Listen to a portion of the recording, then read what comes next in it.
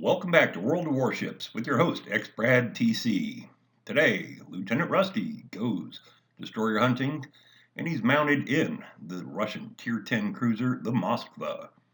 The Moskva, which is a paper ship, if you will, a design that was never produced, is fast and well armed with 9 220 millimeter guns. Uh, for comparison, U.S. heavy cruisers mount 8-inch guns, which is a 203 millimeter gun. They do have a faster rate of fire at Tier 10, but Moskva is still a pretty good cruiser.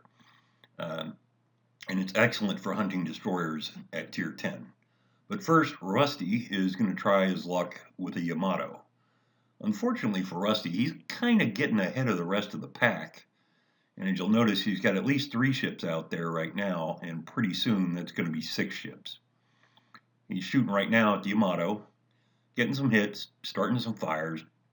Not doing a lot of damage, but every little bit counts. But as somebody noted in the chat about driving the Yamato, as impressive as the ship is, everybody within 20 kilometers tries to spam you with HE and turn you into a barbecue. So now we see all these ships out here, 1, 2, 3, 4, 5, 6 of them, pretty much only have Rusty to shoot at. On the plus side, their gunnery is terrible.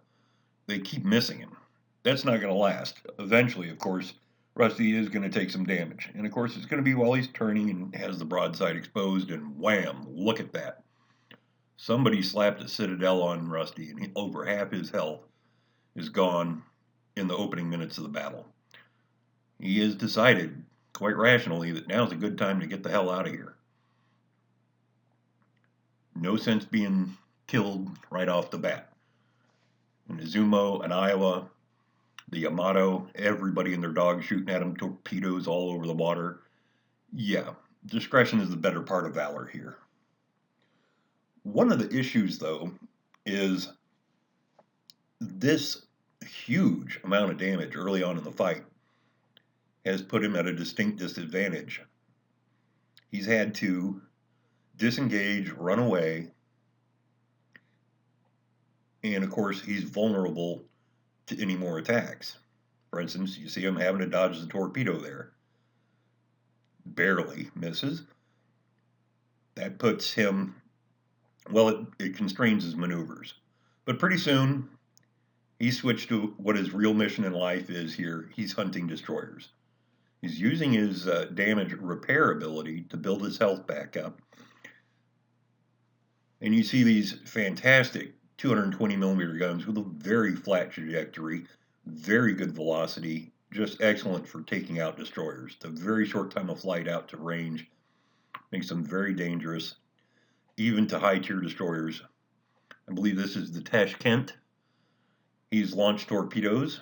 Rusty has to dodge those. Does so pretty easily. But in so doing, he loses contact with the destroyer.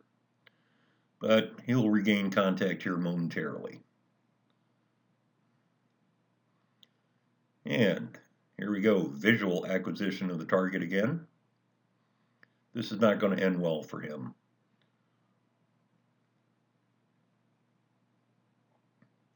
Little fire, little damage. Destroyers are very thin-skinned, essentially no armor.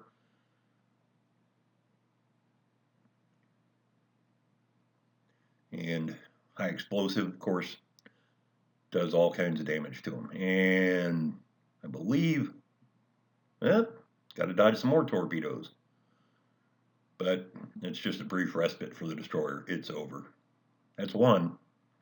And more torpedoes. Well, Rusty knows he's detected by another destroyer here. How do we know? Well, he's detected and there's no sign of anybody else within visual range.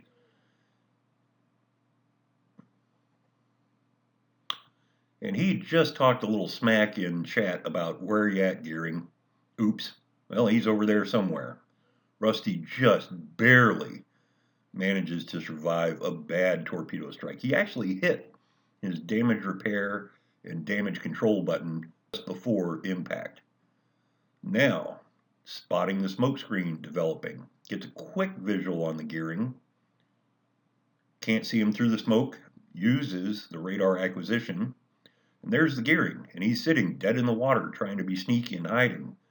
Unfortunately, that's not going to work out well for him because he's detected by radar. And again, the 8-inch guns are fantastic for taking out destroyers. And you'll notice also, Rusty's secondary battery is firing away, quite happily dealing damage. Let's just hit the delete destroyer button here. And that'll do it. One gearing down.